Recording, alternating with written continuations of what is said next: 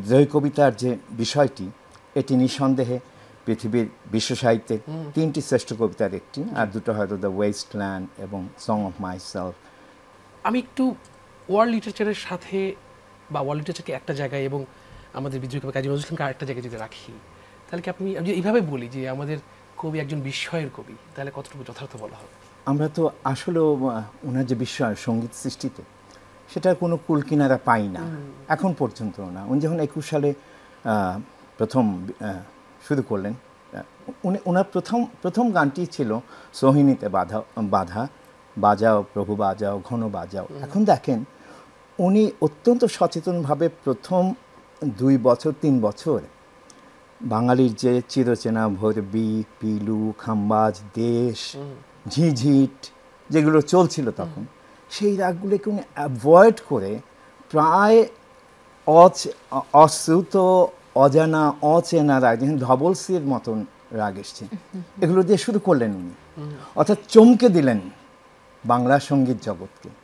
একইভাবে আমরা সাহিত্যের ক্ষেত্রেও যেটা দেখি, অস্ট্রেলিয়া, আমি নিজের অভিজ্ঞতা থেকে আপনাকে বলছি, যে যখন ওরা শোনে বা ওরা এটা ডেমনস্ট্রেশনটা পায় যে ডায়োনিসীয় এবং অ্যাপোলোনীয় কাব্য চেতনার, নন্দন চেতনার এমন একটা মেলবন্ধন হয়েছে, ওরা এত বিস্ময়ে স্তব্ধ হয়। এবং এখন আপনি শুনলে অবাক হয়ে যাবেন যে একটা নতুন বিপ্লব তৈরি হচ্ছে। আপনি জানি না, মর্গান লি বলে, ডেভিড মর্গান লি বলে একজন ভদ্রলোক বিদ্রোহী একটি আবৃত্তি করেছেন নিজে অনুবাদ করে, বিস্ময় করে এক ব্যাপার। কমিউনিকেশনটা কত স্পষ্ট, যেটা আজকে এই পোস্টমডার্ন যুগে কমিউনিকেশনটা কবিতার প্রথম কথা ধরা হয়।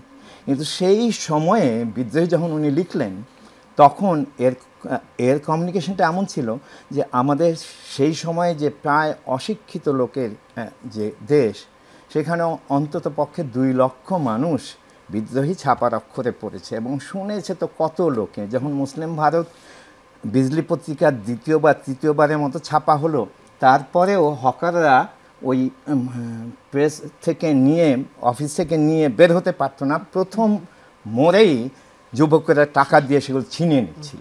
এরকম এই যে প্রচণ্ডতা, তার যে বিদ্রোহী কবিতার যে বিষয়টি, এটি নিঃসন্দেহে পৃথিবীর বিশ্ব সাহিত্যের তিনটি শ্রেষ্ঠ কবিতার একটি, আর দুটো হয়তো দ্য ওয়েস্টল্যান্ড এবং সং অফ মাই সেলফ। কিন্তু এই সব কিছু বাদ দিলে উনি যত অগ্রসর হয়েছেন, এবং বিদ্রোহী তো একটা কবিতা মাত্র, ওনার অন্তত পক্ষে 50টা কবিতা আছে, যেটা আজকের এই বিশ্ব দরবারে শ্রেষ্ঠতম কবিতাগুলোর একটা হয়ে যাবে। তো আপনি যে প্রশ্নটা করছিলেন, সেটা শেষ করতে গেলে এটুকুনি বলতে হয় যে আমাদের কোনো বাহ্য জ্ঞান দিয়ে, আমাদের কোনো পুঁথি নির্ভর জ্ঞান দিয়ে, যে কথাটা প্রিয়াঙ্কাও বলছিল, নজরুলকে ব্যাখ্যা করতে পারবো না। It was directly from, if we are believers, it was directly from. একদম। এখন একটু যদি রিলেট করে দেই, সেটা হলো প্রেমেন্দ্র মিত্র, উনি কিন্তু ঠিক এই কথাটা দিয়ে কনক্লুশন টেনেছেন যে বিধাতার এক সুর বুঝি করেছিল পথ ভুল, তারই নাম নজরুল।